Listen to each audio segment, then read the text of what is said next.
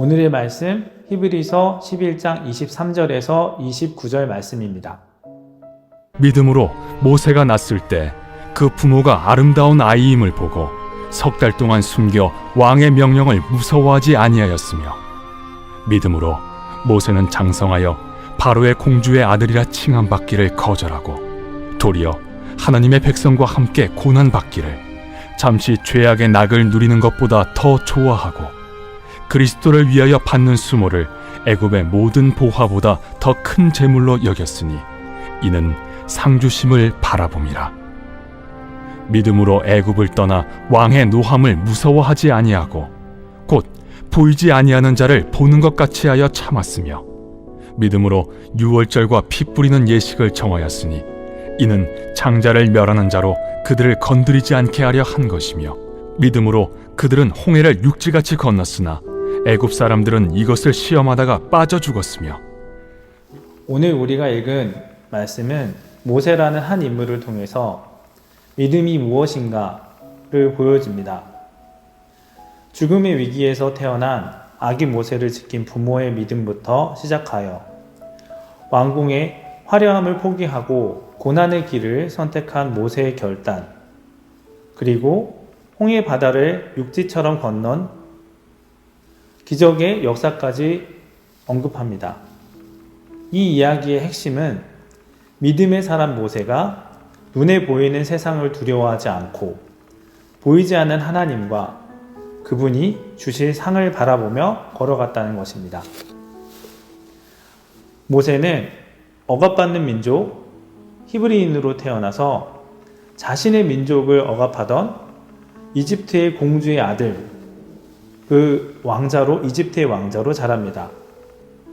모세는 이집트의 화려한 왕궁 속에서 왕자로 사는 것보다 이스라엘 사람, 히브리인, 곧 하나님의 백성이라는 정체성을 선택했습니다. 그 억압받는 백성들과 함께 기꺼이 고난받는 것을 죄악의 즐거움을 누리는 것보다 더 좋은 선택이라고 받아들였습니다. 이 믿음은 나에게 이득되는 길을 가까이 가는 것이 아닙니다. 하나님께서 기뻐하시는 일이라면 설령 그 길이 좋고 험한 고난의 길이라도 기꺼이 선택하는 마음, 그것이 바로 믿음이었고 믿음의 시작이었습니다. 모세는 이집트의 모든 보화와 하나님의 백성으로 살아가며 받을 상, 이 두 개를 두고 돈보다 하나님의 백성으로 하나님을 위하여 받는 고난을 선택했습니다. 하나님 때문에 겪는 어려움이 세상의 황금보다 훨씬 가치 있다고 판단했던 것입니다. 이는 상 주심을 바라봄이라. 세상이 주는 즐거움은 잠시 뿐이지만 하나님이 주시는 상은 영원하다는 것을 믿었습니다. 믿음은 눈 앞에서만 좋아 보이는 것을 택하는 것이 아니라 하나님이 주신 영원하고 흠이 없는 하나님의 약속을 붙잡게 합니다. 모세가 당시 세계 최강국이었던 이집트의 파라오를 두려워하지 않고 당당할 수 있었던 이유는 왕보다 더 크신 분을 보았기 때문입니다. 파라오의 말 한마디에 자신의 목숨뿐만 아니라 자신의 가족, 자신의 민족이 끝장나 버릴 수 있다는 것을 알고 그 두려움 가운데서도 모세는 보이지 아니하는 자를 보는 것 같이 하여 참았다고 기록합니다. 모세는 수많은 위험 속에서도 하나님의 능력을 바라보았고 그 능력이 모세의 모든 두려움을 믿음의 담대함으로 바꾸었습니다. 고난 가운데 탄식하며 부르짖는 하나님의 백성을 구출하기 위해서 믿음으로 유월절과 피 뿌리는 예식을 행하게 하시고 홍해 바다 앞에서 두려워하는 이스라엘 민족을 향해 하나님은 이스라엘 민족에게 말씀을 모세를 통해 주셨습니다. 그 말씀을 믿고 발을 내딛었을 때 그 홍해 바다가 갈라졌습니다. 믿음은 내 상황이 어떠한가 보다 내 앞에 펼쳐진 고난이 나를 가로막고 내가 더 나아갈 수 없게 할지라도 하나님이 누구신가? 하나님이 어떠하신 분이신가? 하나님의 어떠하심에 집중하는 것입니다. 성경을 처음 접하시는 분들, 그리고 하나님의 말씀 믿음을 처음 시작하시는 분들에게, 믿음 없는 사람들에게 고난을 좋아한다는 것은 이상하게 들릴 수 있습니다. 네, 이상하게 들리죠. 하지만 모세의 이야기는 그리스도인들에게 진정한 행복, 진정한 삶이 무엇인지, 그리고 어디에 있는지, 우리의 목표가 어디에 있는지, 우리가 바라보는 점이 어디에 있는지 분명히 알려줍니다. 하나님은 모세의 부모님이 그 작은 믿음으로, 아이를 위해 강가에 내버려 두고 그 떠내려가는 아이를 바라보고 있었지만, 그 믿음을, 그 작은, 어쩔 수 없는 선택이었던 그것을 보시고 하나님은 이스라엘이라는 민족, 이스라엘의 하나님의 특별한 민족, 그들을 하나님의 백성이, 하나님의 민족이었던 그들을 구원하셨습니다.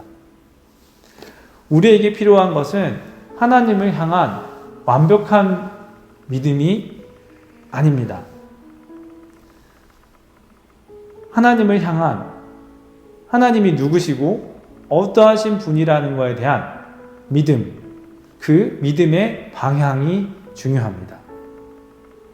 믿음은 잠시뿐인 세상의 유혹에 아니요 라고 말할 수 있는 자그마한 결단이고, 거기서부터 시작하고, 믿음은 고난 속에서도 하나님이 주실 영원한 상급, 그 상을 바라보는 인내이고, 믿음은 보이지 않는 하나님을 가장 가까이 계신 분이라고 믿고 의지하는 것입니다. 그것으로 인한 평안입니다. 오늘도 우리 삶 가운데 우리가 어쩔 수 없는 문제들이 있습니다. 돈이 문제가 될 수도 있고요. 관계가 문제가 될 수도 있고요. 그리고 내